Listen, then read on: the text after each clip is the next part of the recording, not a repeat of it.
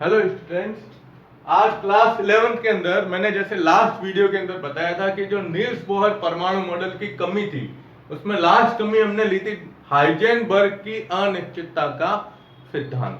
आपको याद होगा, है ना? तो क्या है हाइजेनबर्ग की अनिश्चितता का सिद्धांत?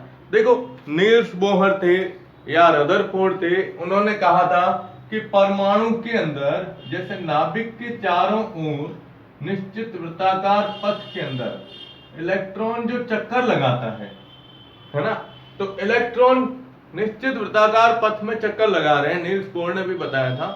तो हाइजेनबर्ग ने ये कहा कि एक परमाणु के अंदर जब इलेक्ट्रॉन निश्चित वृत्ताकार पथ में चक्कर लगाता है तो इलेक्ट्रॉन की गति यानी उसका संवेग और इलेक्ट्रॉन की स्थिति, दो नाम आते हैं, ध्यान दीजिएगा।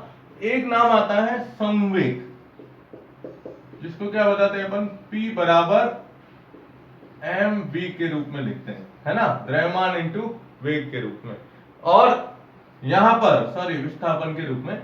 और दूसरी चीज बताई है इन्होंने, किसकी? स्थिति की।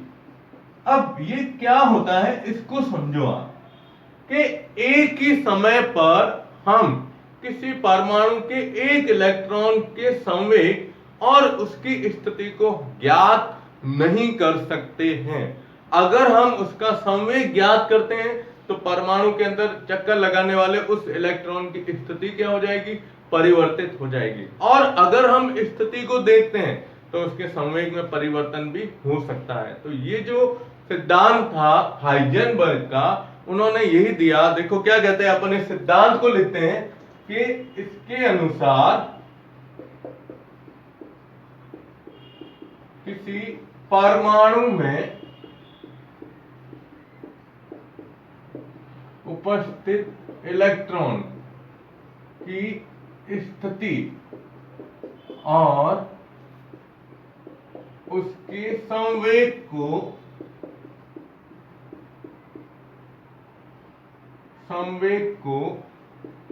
एक साथ एक ही समय पर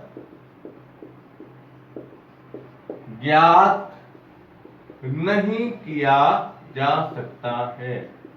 नहीं किया जा सकता है। क्यों? क्योंकि यदि हम संवेग ज्ञात करें तो स्थिति क्या हो जाएगी? परिवर्तित हो जाती है। स्थिति परिवर्तित होगी। और यदि स्थिति ज्ञात करते हैं तो क्या होगा? संवेग में परिवर्तन होता है। ठीक है, यानी हाइजेनबर्ग का यही कहना था कि जो इलेक्ट्रॉन चक्कर लगा रहा है उसको, अब देखो इसको अपन एक एग्जांपल से लेते हैं। बहुत सिंपल सा एग्जांपल है। आप बाइक पे जा रहे हो, दो जने एक साथ, ठीक है? अब बाइक की स्पीड अपने लिमिट है, उस लिमिट से आप जा रहे हो।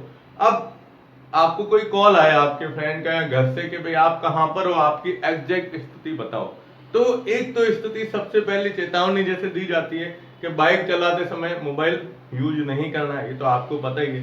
लेकिन पीछे वाला अगर आपके साथ में बैठा है और अगर वो मोबाइल से बात करते समय ये देख ले कि भाई मुझे कि हम यहाँ पर एग्जैक्ट स्थिति में हैं, तो क्या आप एग्जैक्ट स्थिति बता सकते हो? बाइक चल रही है, चलती बाइक में हम कभी भी अपनी एग्जैक्ट स्थिति नहीं बता सकते, क्योंकि जब हम बोलते हैं कि हम यहाँ हैं, वो स्थिति क्या हो जाती है? उसी टाइम चेंज हो जाती है, क्योंकि बाइक चल रही है। ठीक है, अब आपको ये कहें कि आप देखो बाइक की स्पीड कितनी है। अब आप बाइक की स्पीड देखते हो कि मेरी बाइक की स्पीड इतनी है, नीचे करके देखते हो उस समय, और जब पहले स्थिति थी तो स्थिति बदल जाएगी अगर आप स्पीड देखोगे, और अगर आप स्थिति देखते हो तो स्थिति के साथ ये क्या होता है? स्पीड में भी थोड़ा चेंज हो जाता है। ये मतलब एक जनरल एग्जांपल के हिसाब से बताता हूं, है ना? तो यहाँ ये स्थिति इसने बताई है। अब इसको कैसे हम प्रदर्शित करें? तो हाइजेनबर्ग ने कहा कि हम इस स्थिति को, मतलब इस पूरे सिद्धांत को अगर गणितीय रूप में लेते हैं तो गणितीय रूप में दर्शाने का इनका तरीका था कि इन्होंने बताया, देखो गणितीय रूप, अब गणितीय रूप में ये बताया, ध्यान दीजिएगा कि delta x into delta P या तो होगा अधिक या बराबर किसके, h अपॉन 4 पाई के। अब ये इन्होंने एक क्या दिया, अपने सिद्धांत का गणितीय रूप दिया है। अब डेल्टा x क्या है, ये है स्थिति में होने वाला परिवर्तन।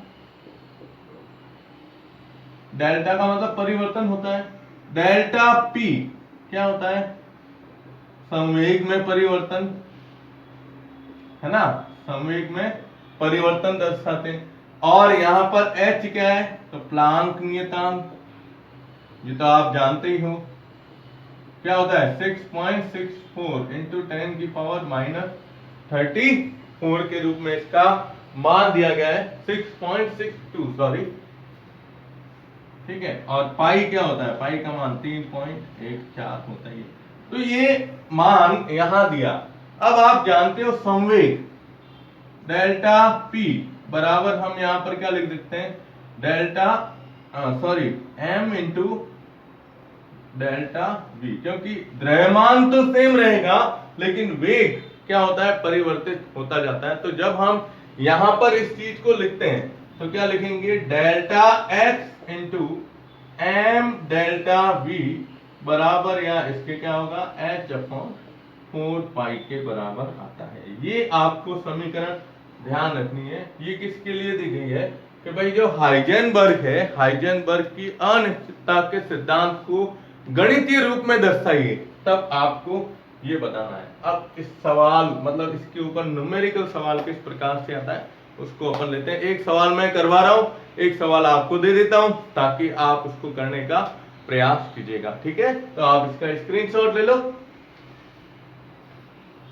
ओके, हाँ जी। अब देखिए, अभी जो हमने ये लिया था सिद्धांत, इस सिद्धांत में न्यूमेरिकल सवाल किस प्रकार से आते हैं। तो मैंने यहाँ बोर्ड के ऊपर आप देख रहे हो 2 अलग अलग सवाल लिखे हैं।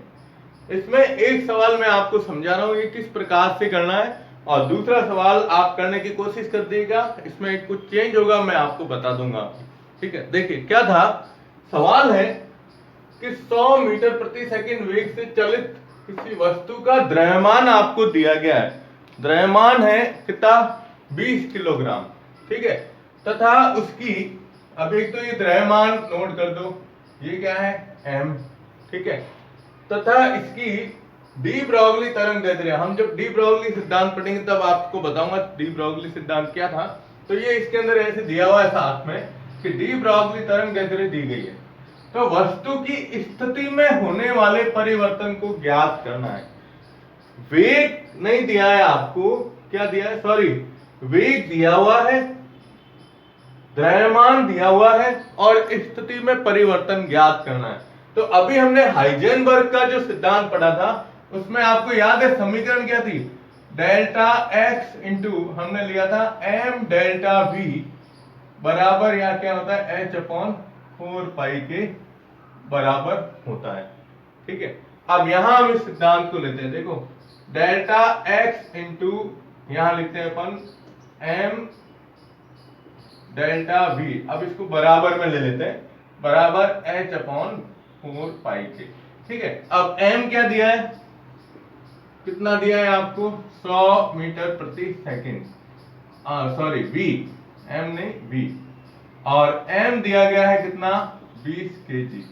अब h का मान आपको पता है 6.62 इंटू 10 की पावर -32, और इधर आता है पाई बराबर दिया गया कितना होता है, 3.14।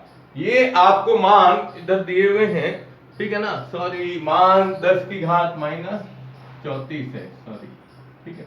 अब ये मान दिए हुए हैं, अब इस मान को इसमें देखना है, आपको ज्ञात करना है क्या है, डेल्टा x। तो डेल्टा x बराबर क्या होगा, अब ये चीजें इसके नीचे चली जाएगी भाग के अंदर, तो h अपन क्या आएगा, m into delta v into क्या हो जाएगा, 4 पाई के रूप में, ठीक है। अब ये सारे मान इसमें रखो, तो डेल्टा x बराबर h कितना होता है, 6.62 इंटू 10 की पावर -34 बटा m कितना दिया है आपको 20, v दिया है 100 इंटू 4 इंटू 3.14। अब ये पूरा इसके अंदर मान आ गया, ठीक है। अब क्या करना है आपको, देखो सबसे पहले ये पॉइंट से ये पॉइंट हटा दो, निकल गया। अब जब आप इसको हल करोगे पूरा, तो आपको तो पूरा इसको हल करना है। मैं यहां इसका संभावित मान बता देता हूं। ये मान आएगा 0.26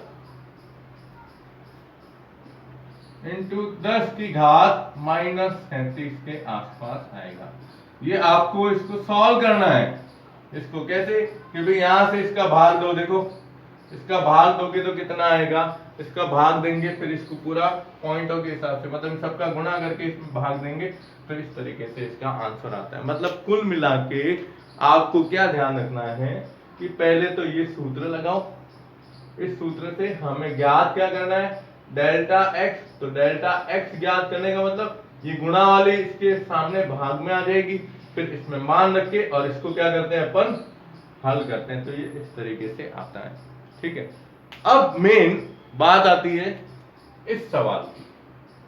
देखो सवाल क्या देना है, एक सूक्ष्मदर्शी उपयुक्त फोटोन का उपयोग करके, मतलब सूक्ष्मदर्शी के अंदर फोटोन जो होते हैं ना, फोटोन क्या होते हैं, कण ही होते हैं, ठीक है। तो कण का उपयोग करके किसी परमाणु में इलेक्ट्रॉन को 0.2 एंगस्ट्रॉम दूरी के अंतर्गत उसकी स्थिति को जानना है।